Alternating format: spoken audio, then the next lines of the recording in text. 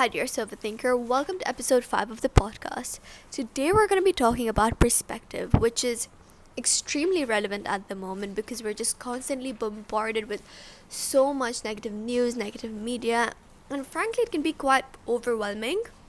Personally, I don't even know how to process it half the times. Am I supposed to feel anxious, worried? Is it propaganda? Is it AI? I don't even know if it's real.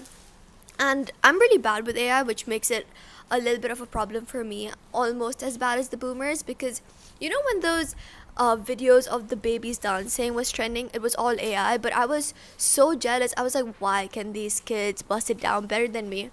But anyways, back to the point. I don't know whether to just have like a Gen Z attitude, which would be the easiest thing to do, and be like, oops, wish me luck, it's my first time in a world war. But to be honest, it's quite worrying. I don't know what to do, especially as someone living in the Middle East, right? And perspective, I think, can oftentimes help us process everything a little bit healthier, a little bit better. And that's what we're going to talk about today.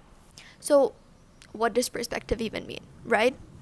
What do you mean when you say change your perspective or look at it from a new angle? Because at that point, essentially, you've just told me to redo my work because I've got the answer wrong. So, I think it's quite important for me to tell you that when I'm referring to perspective in this episode, I'm talking about attitude. I'm talking about the prerequisites and conditions you have when you assess a situation and address it, essentially. And we're going to get into this a little bit more as the episode progresses, but I think perspective is really important for two reasons. First is emotional contagion. It's a psychological phenomenon where your emotions are impacted by your surrounding, or rather the people in your surrounding. And it's a big word, but we've all experienced it. When people tell us good news, we're really excited for them, we feel happy for them. And this is also for bad news. When people tell us horrible news, we feel sad as well. We might not necessarily reflect their exact emotions, but we do mirror their energy. And I think it's a beautiful way in which human beings sync with one another to non-verbally tell each other that we're there for you. And obviously, the exception are the sadistic human beings who thrive off other people's pains. I'm not referring to you, but I'm just talking in generics, right? And the second reason why I think perspective is so important is because of social media. Because of that, we're exposed to so much negative content with a single scroll, and I think it can be quite depressing coming to terms with the economic and political state of the world. And that's why I think perspective is really important, because it'll help us reevaluate a certain thing and reassess our emotion towards it. And I'm not just saying this out of thin air.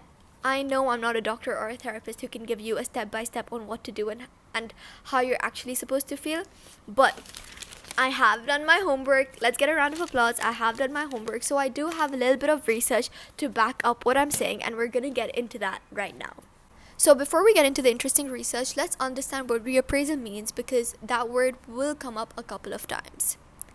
To state it simply, reappraisal means to look at the situation with a change in conditions, whether that might be looking at it from a positive perspective or looking at it through someone else's eyes.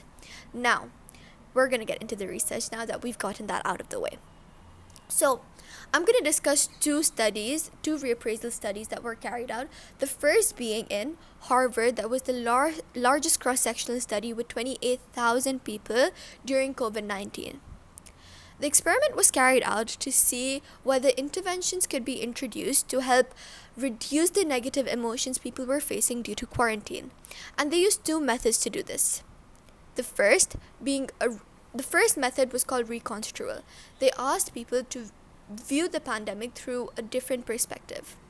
Second method was to look at the pandemic through a positive lens, to perhaps see the benefits of it. And what they found was really interesting. They found at the end of the experiment that there was a rise in positive attitudes towards the pandemic, and that this method, this reappraisal technique, could help build emotional resilience. And because the study was carried out by 28,000 people, it was devoid of any bias. Moreover, one would presume that because people's attitude were more positive towards the pandemic, perhaps they would become a little bit more lenient in terms of safety precaution. But they found that not to be the case. So, to further add to my point that perspective can directly change how you address a situation and assess it even, there was another study carried out by Stanford. It was also called the reappraisal experiment, where there were two groups of candidates. Group A was the control group. So both of these groups were asked to view really disturbing images. Group A, the control group, was asked to view it normally, whilst Group B was asked to view the images through an actor's perspective. What they found was really interesting because not only did they receive the feedback, they also viewed the brain scans of the candidates. Essentially, they concluded that at the end of the experiment, that Group A, the control group, in their amygdala, which is the part of your brain responsible for fear, that part of the brain was much more active in comparison to Group B. And the prefrontal cortex, the part of your brain responsible for rational decision making, was more active in Group B rather than in Group A, concluding that the way you look at a situation can directly impact how you rationalize with the situation as well. And I think this is really relevant because we're exposed to so much disturbing media at the moment. So rationalizing with it can be really beneficial in processing it all a little bit better. Also, I just want to clarify that by no means am I trying to advocate for apathy. Instead, I'm trying to advocate for reasoning out what we're seeing a little bit better so that we don't get overwhelmed with a situation we really can't control. And if there was something that we could do, we can understand the situation and address it to the best of our ability. And I know it's a little bit of a difficult ask to view the situation we're in right now with a positive mindset, but it is also important to understand that we really can't control what's happening right now. All we can do is control how we respond to it and how we let it affect us. And if being more positive, looking at things from a slightly different perspective can help make our days a bit easier or make us understand what situation we're in a bit better, I think that's worth it. I think that's good enough. Also, I think another great incentive to be slightly more positive is emotional contagion, because your positivity can make the people around you feel a little bit more positive as well. And I think a great example of emotions being contagious is the 1962 laughter epidemic that happened in modern day Tanzania, where in a girls' school, a group of girls started laughing. They got into a fit of laughter, and slowly the entire country was just in fits of laughter, uncontrollable laughter, and it took 18 months to stop. So I know that positivity is difficult, but positivity is a choice, and I think we lose nothing by choosing it every day.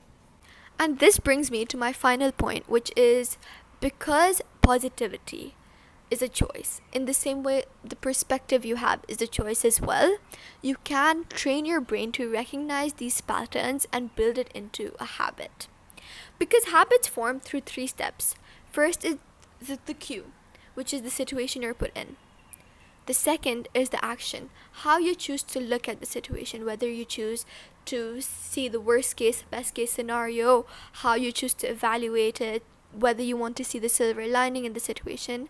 And the last bit is reward, where if you were to look at a situation through a more positive perspective, through a different perspective, you would feel calmer, you would not get as anxious. You would also perhaps look at the situation a little bit more broadly.